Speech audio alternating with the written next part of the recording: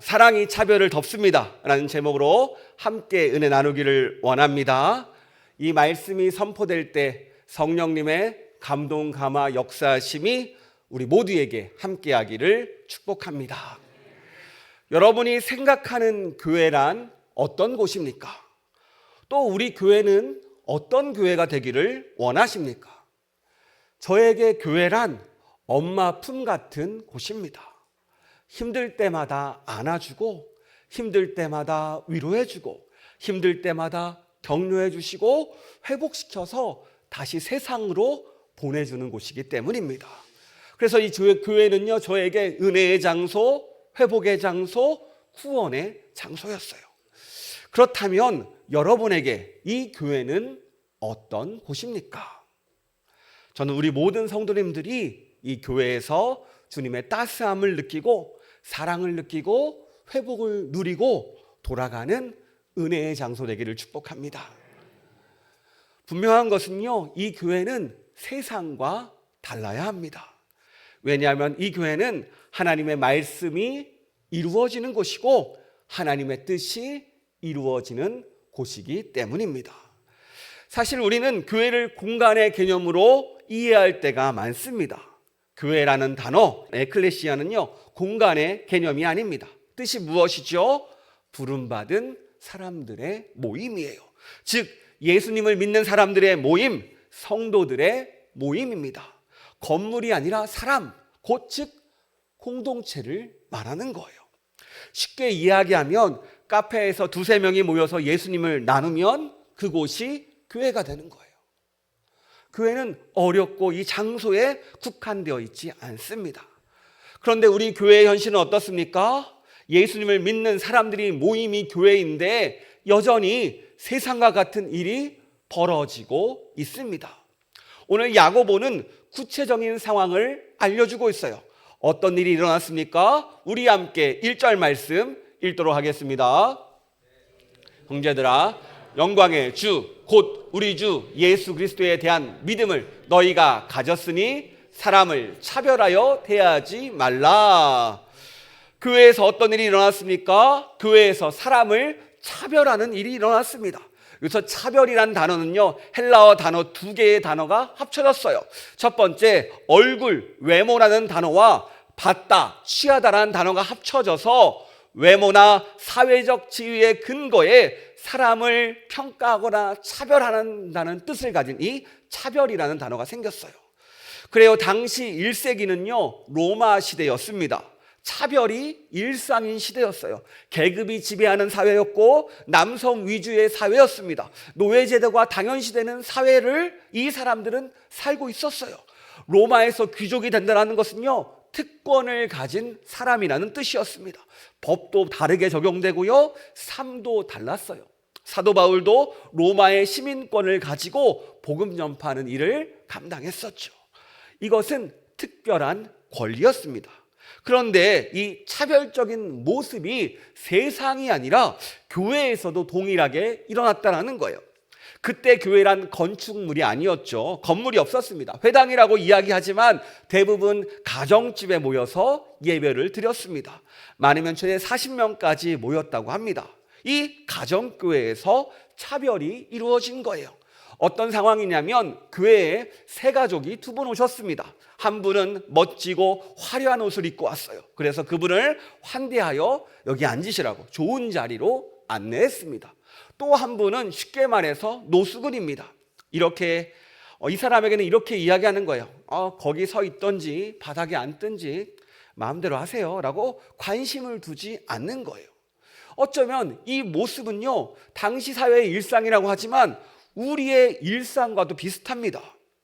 그리고 오늘 야고보는요, 이 문제를 콕 집어서 이야기하고 있어요. 이런 행동 자체가 어떤 행동이에요? 바로 차별이라는 겁니다. 외모나 지위로 사람을 판단한다는 거예요. 그런데 당시에도 익숙하고 오늘날도 익숙한 이 차별의 문제, 우리 주변에서 쉽게 볼 수 있잖아요. 여러분 한번 스스로 질문해 보기를 바랍니다. 여러분, 내가 생각하는 차별이란 무엇입니까? 오늘 이 질문에 고민하고 답하길 원합니다. 사실 오늘 본문이 저에게는 너무 어렵더라고요. 나에게 차별이란 무엇인가? 이 질문을 끊임없이 던졌습니다. 그리고 이게 야고보서를 순서대로 설교하다 보니까 본문이 제가 정하는 게 아니라 순서대로 가거든요. 말씀이 전하는 메시지가 무엇이냐, 나에게 어떤 의미로 다가오냐, 이것을 계속 묵상하고 있어요.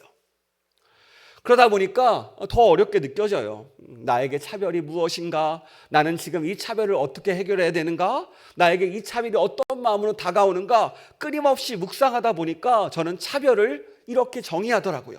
나에게 차별이란 내가 당하면 기분 나쁘지만 나도 모르게 하는 행동이라는 행동으로 정의되더라고요.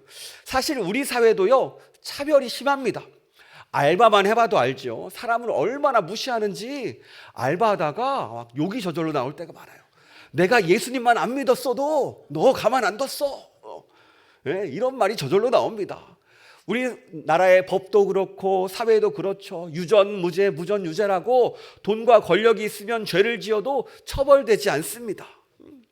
또 남녀 사이에도 직장에서도 가정에서도 정치, 경제, 사회, 문화 모든 영역에서 차별이 존재합니다. 이게 우리 사회의 현실이에요. 그리고 이 차별은 과거에도 있었고 지금도 계속해서 진행되고 있습니다. 요즘 우리 기독교계가 시끄럽죠. 10월 27일에 포괄적 차별금지법 제정 반대를 위한 그 예배를 광화문에서 드린다고 이것에 모임을 동참해달라고 막 광고를 하고 있습니다. 이게 무엇에 대한 반대냐면 포괄적 차별금지법 통과 반대를 하는 집회인데요. 이 포괄적 차별금지법을 반대하느냐, 크게 세 가지가 문제입니다. 첫 번째, 성적 지향에 대한 문제가 있어요. 예를 들어서 동성애를 비판하지 못하게 됩니다. 두 번째, 사상이나 정치적 의견도 비판하지 못해요. 세 번째, 종교적으로 사이비들도 비판하지 못합니다. 물론 비판하려면 할 수 있어요. 문제는 발언에 대한 수정 요청이 들어오면 이 수정 요청을 해야 돼요. 수정 요청하지 않으면 강제 이행금이라고 해서 3천만 원 이하의 벌금이 부과됩니다. 문제는 이 벌금이 중복 부과되는 거예요. 고치지 않으면 계속 쌓이는 겁니다. 그래서 그곳을 넘어뜨리려는 거죠. 이렇게 되면 누가 말씀에 빗대어서 세상을 비판하고 바른 말을 할 수 있을까요? 문제를 문제라고 말하지 못하고 자신의 생각도 자유롭게 말하지 못하고 사이비를 사이비라고 말하지 못합니다. 그래서 대부분 기독교계에서 반대하는 거예요. 게다가 지금 개별적 차별금지법이 시행 중이기 때문에 이것을 보완해서 하자라고 의견을 이야기하고 있습니다. 저도 개인적으로는요, 이 포괄적 차별금지법을 반대합니다. 왜냐하면 우리는 말씀을 기준으로 사는 사람이기 때문입니다. 여러분도 이 문제를 놓고 함께 기도해 주시기 바랍니다. 다시 본문으로 돌아와서요, 여러분은요 어떤 차별을 당해 보셨습니까?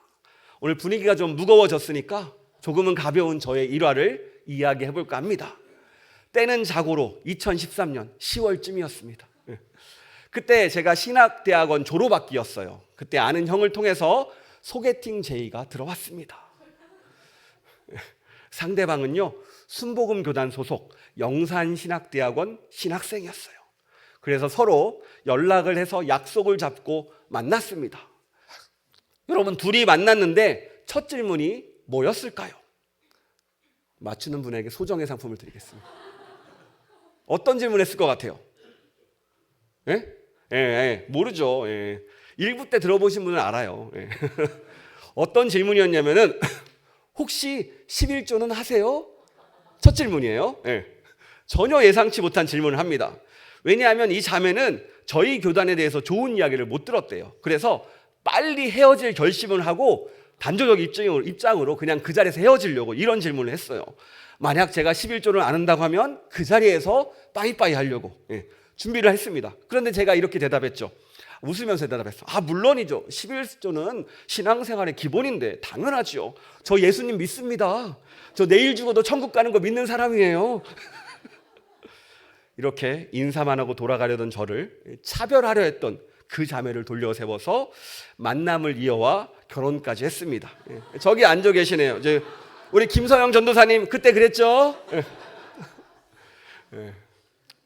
그리고 결혼하고 가정사역에 집중해 주셨습니다. 기회가 되면요, 목사 한 수 받아서 함께 동역하려고 합니다. 그렇다면 우리가 교회에서 어떤 차별을 경험합니까? 저는 이 차별을 묵상하는데 4절 말씀이 저에게 다가오더라고요. 우리 4절 말씀 함께 읽도록 하겠습니다. 너희끼리 서로 차별하며 악한 생각으로 판단하는 자가 되는 것이 아니냐.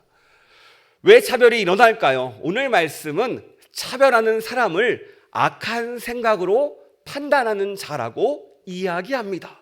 그렇습니다. 이 판단의 중심에 내 마음이 있다는 거예요. 이 마음의 판단이 무엇입니까? 내가 기준이라는 거예요. 예를 들어서 상대방이 나에게 친절하게 대하지 않았어요. 그 사람은요 좋은 사람이 아니에요. 내가 기준이니까요. 제가 아는 분은요 한 번 찍히면 영원히 나쁜 놈이래요. 회개해도 돌아올 수 없다. 그런 분이 있었습니다. 항상 내가 기준이거든요. 상대방의 상황과 그 모습을 배려해 주지 않아요. 예전에 저희 처가 물어봤습니다. 운전하고 갈 때 앞차가 우리 아이가 태어난 지 얼마 됐어요. 조심히 지나가 주세요라고 보면서 어떤 생각이 드냐는 거예요. 저희 하면서 뭐 아무 생각 없는데 그냥 피해가면 되지. 그때 물어보더라고요. 그러니까 안 되는 거야. 자, 생각을 해봐. 저 가정이 어떤 저 아이가 태어났겠어. 응? 어떤 상황에 저런 멘트를 썼겠어. 그 주변 상황을 이해해보고 그 상황을 바라봐야지 그 사람의 상황을 이해할 수 있는 거라고 이야기하지만 어려웠습니다. 이렇게 우리는 각자의 기준을 가지고 살아갑니다. 또 그 기준을 가지고 사람을 판단해요. 우리가 일을 할 때도 사람을 만날 때도 이 판단을 가지고 우리의 행동을 결정합니다. 이 판단, 이 결정은요 일상에서 무척이나 중요한 기준입니다. 어떤 선택을 하느냐에 따라서, 어떤 판단을 하느냐에 따라서 우리의 삶이 달라지기 때문에 중요한 선택의 순간이에요. 그런데 문제는 교회에서도 내 생각과 내 판단이 우선이라는 겁니다. 사람마다 자라온 환경이 다르고요, 문화가 다르고요, 경험이 다릅니다. 이 모든 것이 결합되어서 각자의 기준이 만들어집니다. 문제는 내 기준에, 내 생각에, 내 판단에 동의해 주지 않으면 다 틀렸다라고 이야기한다는 거예요. 사실 틀린 게 아니죠. 다른 거죠. 그래서 각자 생각하는 좋은 교회의 요건이 다릅니다. 어떤 프로그램이 좋은지, 어떤 예배 형식이 좋은지, 어떤 몸이 좋은지, 어떤 방식이 좋은지 이 각자 생각하는 바가 다 달라요. 분명한 것은 교회를 사랑하니까 이런 말을 할 수 있는 거거든요. 사랑하는 사람만 이런 얘기를 하는 겁니다. 그런데 이 기준이 무엇이에요? 과거의 추억과 과거의 내 정보를 가지고 판단한다는 거예요. 내가 은혜를 받았던 그 예배가 최고의 예배입니다. 그래서 똑같은 형식의 예배를 드리려고 하는 거예요. 예전에 제가 아이들에게 이런 질문을 한 적이 있습니다. 우리 교회가 어떤 교회가 되길 원하니? 라고 예전 교회에서 이런 훌륭한 대답들이 나왔습니다.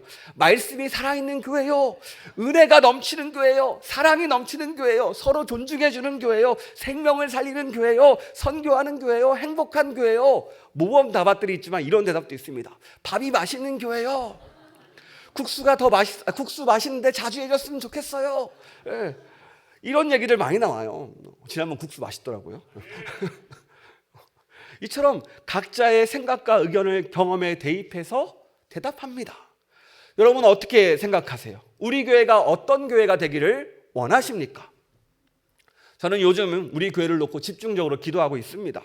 내년을 비롯하여서 그 이후도 어떻게 해야 될지, 어떻게 해야 이 시대의 교회가 생존할 수 있을지, 어떻게 해야 다음 세대가 세워질 수 있을지, 어떻게 해야 사람을 세울 수 있을지, 어떻게 하면 성도 간의 소통이 잘 이루어질지, 어떻게 하면 소그룹, 구역이 회복될지, 어떻게 하면 교회의 은혜가 넘치게 될지, 이 질문을 던져가면서 기도하면서 준비하고 있어요.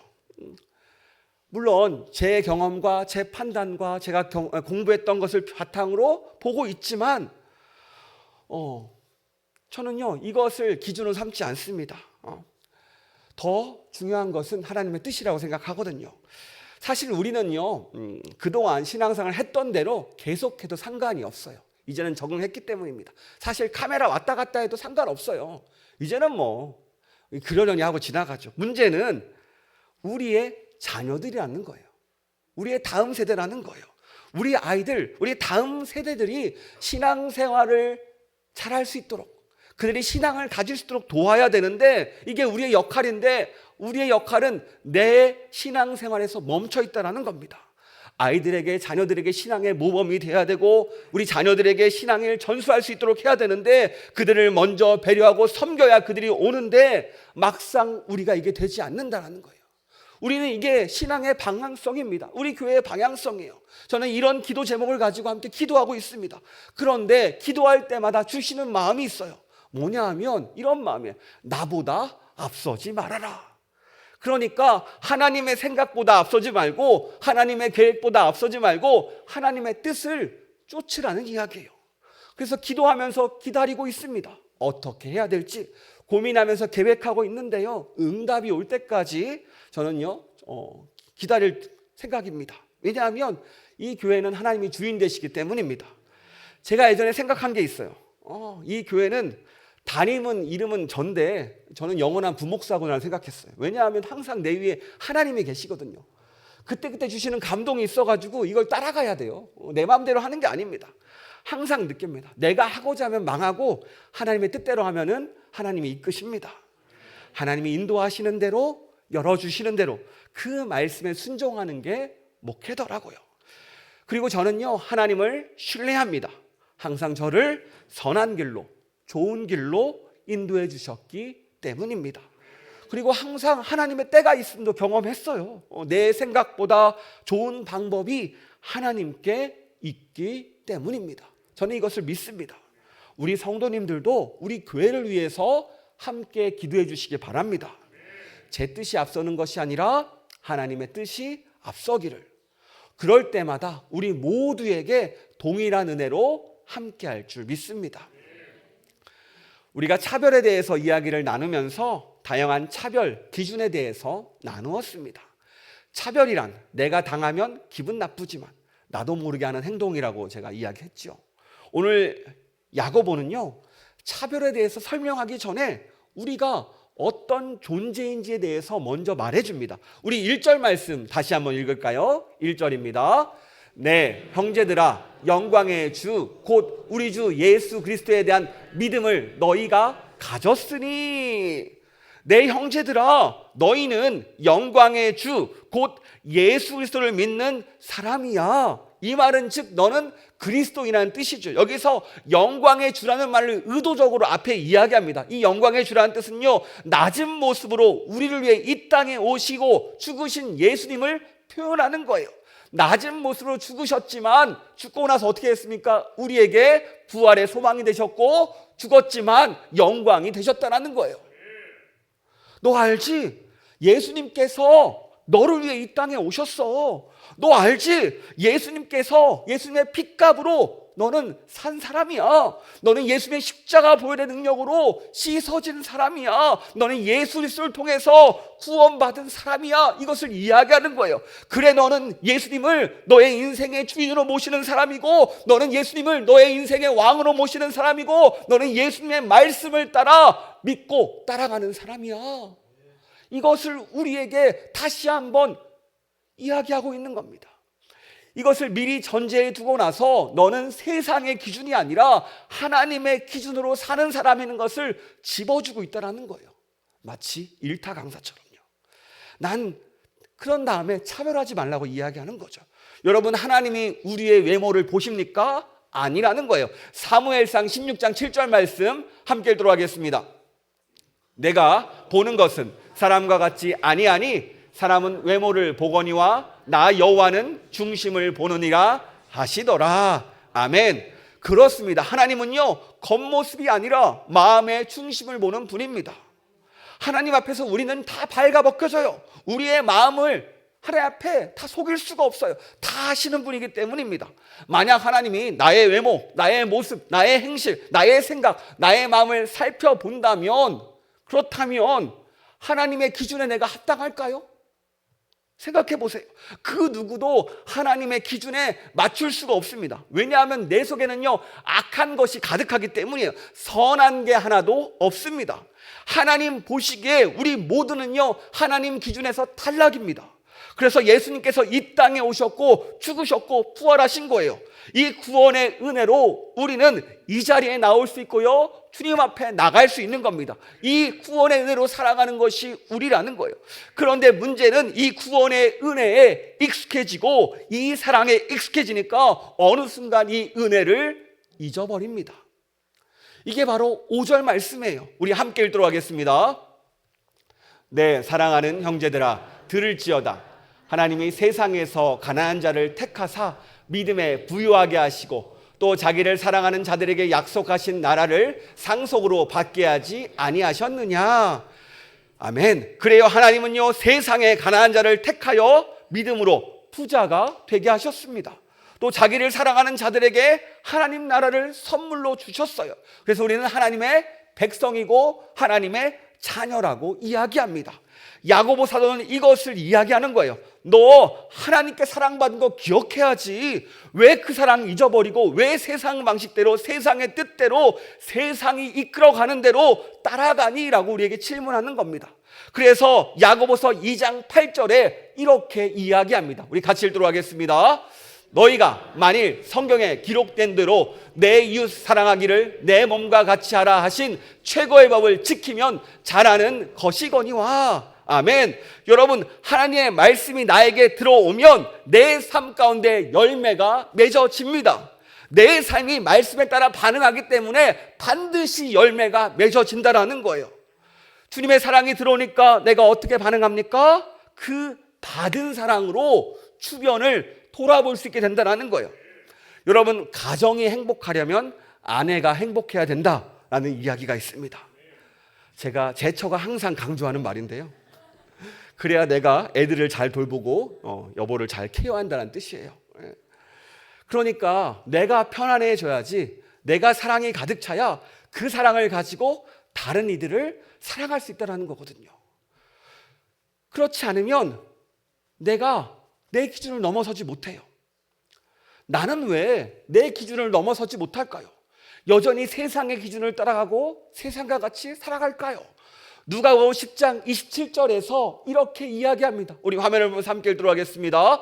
대답하여 이르되 내 마음을 다하여 목숨을 다하여 힘을 다하여 뜻을 다하여 주 너의 하나님을 사랑하고 또한 내 이웃을 내 자신같이 사랑하라 하였나이다. 아멘. 그래요, 부자 청년이 예수님께 물어봤죠. 예수님, 어떻게 하면 천국에 갈 수 있습니까? 라고 얘기했을 때 하나님께서 하나님을 사랑하고 이웃을 사랑하라 라고 이야기했습니다. 여러분, 하나님을 사랑하면요 우리에게 하나님의 사랑이 채워집니다. 자동적으로 이 다 사랑이 채워지면 그때서야 다른 사람을 볼 수 있는 여유가 생겨요. 하나님의 사랑이 부어지니까 내 안에 충만이 임하니까 나에게서 시선이 아니라 주변 사람을 돌아볼 수 있게 된다는 거예요. 반대로 말하면 내 안에 하나님의 사랑이 차지 않으면 주변을 돌아볼 여유가 없어요. 내 것 채우느라 바쁩니다. 정신이 없어요. 만약 내 안에 하나님의 사랑이 충만히 임하는데 우리가 어떻게 가만히 있을 수 있겠어요? 하나님 주신 사랑으로 반응해서 그 말에 따라서 이웃을 사랑하게 된다는 거예요. 여러분, 이웃은요 내 힘으로 사랑하는 게 아닙니다. 내 힘으로 이웃을 섬기는 것도 아니에요. 내 힘으로 내 능력으로 이웃을 사랑하라는 말도 아닙니다. 내 사랑으로 성도를 사랑하라는 말도 아니에요. 오직 하나님께서 내 안에 사랑을 부어주실 때 이게 가능하다라는 말입니다. 하나님의 사랑을 부어주시니까 그 사람을 이해할 수 있습니다. 하나님의 사랑을 부어주시니까 그 사람을 품을 수 있는 거예요. 하나님께서 그 사랑을 부어주시니까 그 사랑을 섬길 수 있는 겁니다. 그런데 문제는 우리에게 이 사랑의 은혜가 없으니까 결국 이와 같이 차별이 벌어지더라는 거예요. 저 사람을 볼 때 단점이 보입니다. 사랑의 마음이 안 생겨요. 여러분, 부부싸움 해보셨습니까? 부부싸움하면요 단점밖에 생각이 안 나요. 그동안 못해줬던 거, 아쉬웠던 거, 뭐 임신했을 때, 아기 태어났을 때 제가 그때 옆에서 코 골면서 졸고 있었거든요. 애가 안 나와서 새벽에 제가 옆에서 있는데 코를 하필 그때 골았어요. 기분이 상하면 항상 이렇습니다. 그때 졸았지, 그때 잠들었지. 그런데 이러한 것들이 언제 쑥 들어가는지 아십니까? 은혜 받으면 그 얘기가 쏙 들어가요. 은혜가 가득 차면, 주의 사랑이 가득 차면요, 단점이 보이는 게 아니라 장점이 보입니다. 사랑이 차면 신기하게 그 사람에 대해서 사랑스러워져요. 아, 이런 모습이 있네, 저런 모습이 있었네, 이렇게 변했네, 저렇게 변했네. 끊임없이 우리가 사랑이 차니까 어느 순간 부드러워져요. 내 안에 가득 사랑이 차 있을 때. 그러니까 우리는 주의 말씀이 내 안에 있고 사랑이 있다면 열매를 맺을 수밖에 없다라는 거예요. 그리고 이 하나님이 내 안에 가득했다는 이 사랑의 증거가 무엇냐면은, 야고보는요 13절에 이렇게 이야기합니다. 우리 13절 말씀 함께 읽도록 하겠습니다. 국률을 행하지 아니하는 자에게는 국률 없는 심판이 있으니라. 국률은 심판을 이기고 자랑하느니라. 아멘. 그래요, 우리에게 하나님의 사랑이 부어지니까 어느 순간 내 마음에 국률한 마음이 생깁니다. 국률이 무엇이에요? 국률이란 상대방의 고통과 아픔을 함께 느끼고 공감하면서 그 고통을 덜어주는 겁니다. 그래요, 우리는요 예수님께 국률함을 받았습니다. 죄인의 모습으로 이 땅에 오셔서 우리 대신에 고통당하시고 십자가에 죽으신 분이 예수님이에요. 예수님께서 우리의 모든 아픔을 아시기에 우리를 이 시간에도 위로하시고 우리의 모든 고통과 아픔을 같이 공감해 주고 계십니다. 우리를 긍휼하게 여겨주세요. 우리를 오늘도 살려내기를 원하신다라는 거예요. 그런데 우리는 어떻습니까? 내 안에 하나님의 사랑이 어느 정도 남아 있어요. 여러분, 게이지가 어느 정도 찬 것 같아요? 어느 정도인 것 같습니까? 어때요? 좀 찬 것 같습니까? 반절 찬 것 같아요? 아니면 바닥이십니까? 내 안에 하나님의 사랑이 가득 찼다면 주님의 긍휼함이 느껴져야 되는데 주님의 긍휼함이 느껴지십니까? 이렇게 보니까 우리 교회의 문제는, 나의 문제는 나에게 하나님의 사랑이 차 있지 않다라는 거예요. 아무리 이론적으로 좋은 교회를 말하면 뭐합니까? 정작 나에게 하나님의 사랑이 없는데요. 사실 이 문제는 저에게도 예외가 아닙니다. 저부터 하나님의 사랑이 필요해요. 하나님의 사랑이 부어지지 않으면 저는 아무것도 할 수 없습니다. 하나님의 사랑이 부어지지 않으면 지치고 힘들고 쓰러지고 부정적인 것밖에 보이지 않아요. 하지만 하나님의 사랑이 부어지면요, 그때부터 은혜가 보여지고 하나님의 행하심이 보여지고 긍휼하심이 부어지니까 내 삶의 자리에서 다른 이들을 섬기며 사랑하며 맡겨진 일을 감당하게 되더라는 거예요. 여러분은 어떠십니까? 내 마음에 무엇이 들어있습니까? 내 기준, 내 생각, 내 판단이 아니라 먼저 주님의 사랑이 가득 차기를 축복합니다. 저는요, 이것이 우리 교회의 기도 제목인 줄 믿습니다. 사랑이 넘치는 교회, 아무나 이룰 수 있는 게 아니에요. 나에게 사랑이 차야지, 그 사랑이 넘쳐야지, 그때서야 이 교회 가운데 사랑이 흘러가는 겁니다. 그런데 신기한 것은 한 사람의 사랑이 차기 시작하면, 그 사랑이 흐르면 주변으로 흐른다는 거예요. 내가 먼저 차면은 내 주변은 반드시 변합니다. 우리 가정이 반드시 변하고 내 일터가 변하고 내 삶의 자리가 변한다라니까요. 오늘 말씀은 우리에게 선포합니다. 긍휼은 심판을 이기고 자랑하느니라. 심판이란 무엇입니까? 상대방이 죄를 지었으면 그의 죄가를 치르는 거죠. 이것이 심판입니다. 너 잘못했어라고 정죄하는 거예요. 그런데 이 심판을 이기는 게 뭐래요? 긍휼이라고 합니다. 사랑이래요. 이 사랑이 심판을 이긴다는 거예요. 그리고 더 나아가 이 사랑이 우리의 자랑이라는 겁니다. 오늘 이 말씀이 나의 말씀이 되기를 축복합니다. 오늘 이 말씀이 나의 자랑이 되기를 축복합니다. 야고보는요, 말씀이 너희 안에 있으면, 예수님의 생명이 있으면 너는 세상과 다른 존재고 세상과 다른 가치를 가지고 살아간다고 이야기해요. 너는 세상의 방법이 아니야. 너는 하나님의 방법으로 살아가는 존재야. 이것을 우리에게 다시 한번 이야기하고 있습니다. 저는 우리는요, 야고보서를 볼 텐데 예수님의 사랑에 그 마음을 가득에 품고 우리가 열매 맺었으면 좋겠어요.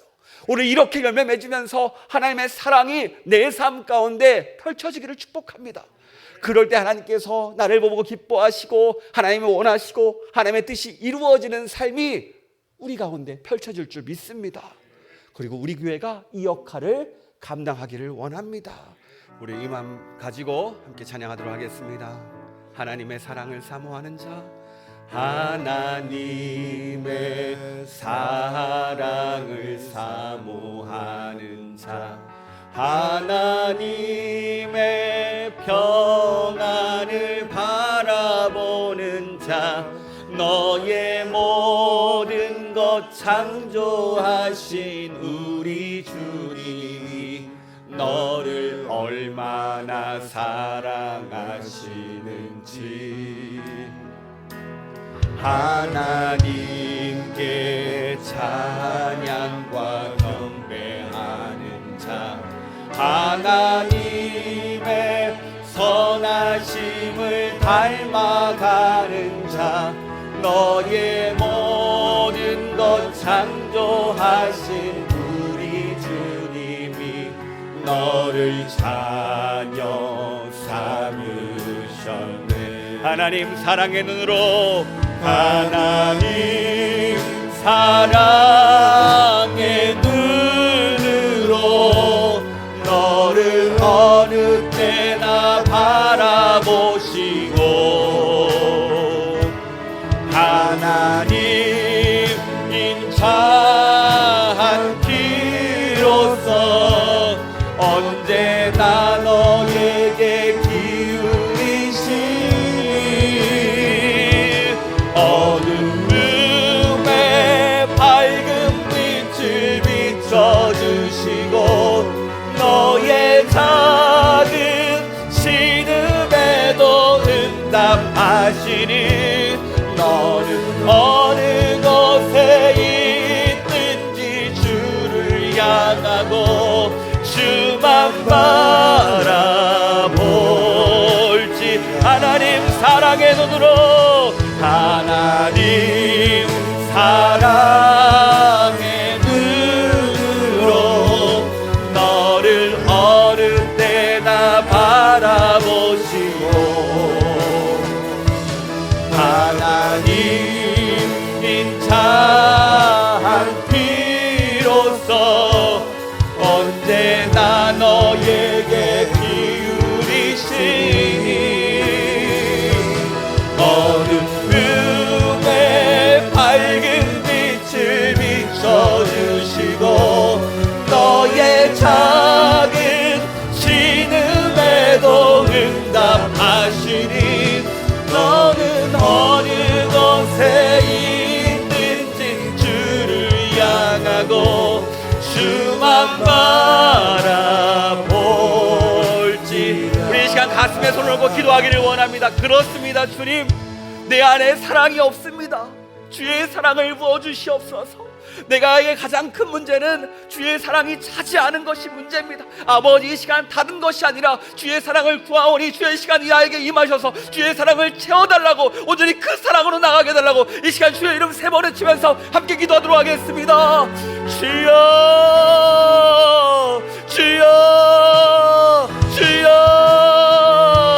하나님 아버지, 아버지 감사합니다. 오늘 말씀을 통하여서 너의 마음 가운데 주의 사랑이 가득하니라고 질문해 주시니 감사합니다. 주님 들었습니다. 이렇게 보니까요, 말씀에 빗대어 나를 살펴보니까 내 안에 주의 사랑이 비어 있었습니다. 아버지, 아버지, 이 시간 주의 사랑으로 내 마음을 채우기를 원합니다. 내 심정에 주의 사랑으로 가득 차 넘치기를 원합니다. 그래서 오늘 말씀처럼 긍휼한 마음으로 사랑으로 섬기기를 원합니다. 아버지, 그러기 위해서는요, 나에게 사랑이 필요합니다. 아버지, 나에게 주의 사랑이 필요합니다. 아버지, 사랑을 부어주시옵소서. 나에게 사랑이 없습니다. 이 사랑은 주님밖에 없습니다. 아버지, 이 시간 부어주셔서 내 안에 가득 채워주셔서 나를 살려주시고 나를 도와주시고 나의 가운데 은혜 풀어주셔서, 오 할렐루야, 할렐루야. 아버지 아시죠? 아버지 아시죠? 나의 모든 걸 아시는 주님, 내 중심 아시는 주님, 내가 얼마나 허약하고 내가 부족한지 잘 아십니다. 아버지, 이 시간 주님만 바라옵니다. 주님만 의지합니다. 주밖에 없습니다. 아버지, 나를 도울 분 주님밖에 없습니다. 아버지, 내 심령 심령 가운데 주의 사랑을 부어주시고 내 심령과 주의 능력을 부어주시고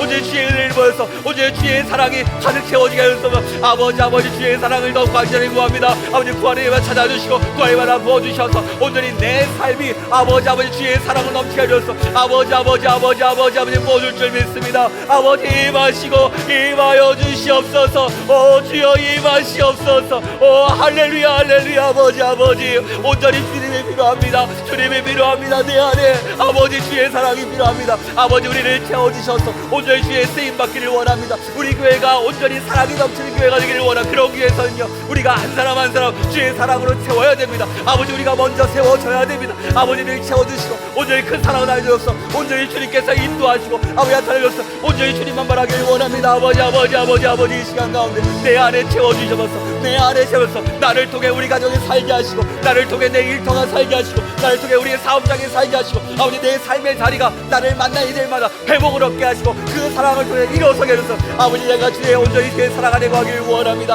아버지 임하시옵소서. 역사하시고 온전히 주께서 함께 하셔서 나타내 주옵소서. 주께서 함께 하여 주옵소서.